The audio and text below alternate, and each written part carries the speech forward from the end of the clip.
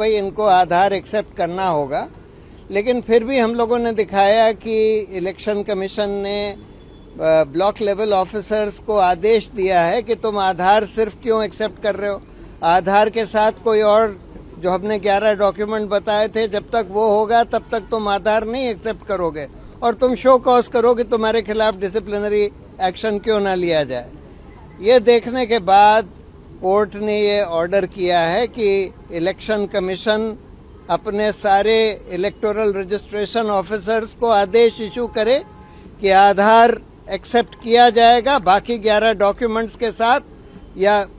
उसके बगैर भी, मतलब कि 12 डॉक्यूमेंट होगा जो कि डॉक्यूमेंट लोग दे सकते हैं। और ये भी बोला है कि वो कंक्लूसिव प्रूफ नहीं है सिटीजनशिप का, और सिटीजनशिप देखने के दूसरे कोई मापदंड हो सकते हैं, लेकिन उनको आधार मानना पड़ेगा। जैसे 11 डॉक्यूमेंट्स उन्होंने स्पेसिफाई करे थे उसी तरह से 12वां डॉक्यूमेंट होगा, और अगर कोई जना सिर्फ आधार भी अपना देता है वो मानना पड़ेगा। और ये भी बाद में शायद आदेश दिया है कि इसको पब्लिसाइज भी करना होगा, या तो एक तो इंस्ट्रक्शंस इशू करें सारे ऑफिसर्स को कि आधार लिया जाएगा, और दूसरी बात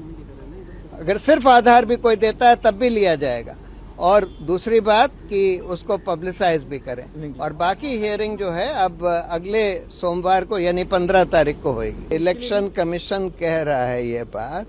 वो तो दिखा भी नहीं रहे हैं कि भाई क्या डॉक्यूमेंट अपलोड करे गए हैं, किस वोटर ने क्या फॉर्म भरा है, क्या डॉक्यूमेंट अपलोड करे हैं। देखिए ये तो इसी से क्लियर है कि ये जो फॉर्म्स हैं ये इलेक्शन कमीशन ने खुद ही भरकर डाल दिए कि जो आवेदन आए हैं एक्सक्लूजन के, उसमें से बहुत सारे आवेदन हैं कि हमको क्यों इंक्लूड कर लिया ड्राफ्ट लिस्ट में, हम तो यहाँ रहते नहीं हैं या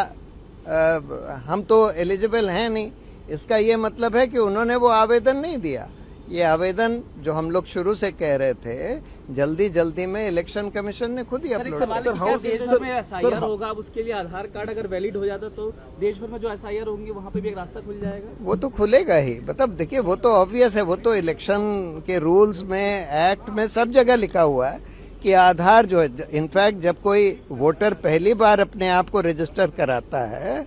वो आधार दे सकता है फॉर प्रूफ ऑफ एज, आधार दे सकता है for proof of residence. Citizenship के लिए सिर्फ सेल्फ डिक्लेरेशन देना होता है, यानी 3 चीज वो मांगते हैं, proof of age, proof of residence और सिटीजनशिप। आधार जो है प्रूफ ऑफ एज भी है, प्रूफ ऑफ रेजिडेंस भी है, कि दोनों चीजें उसमें लिखी रहती हैं।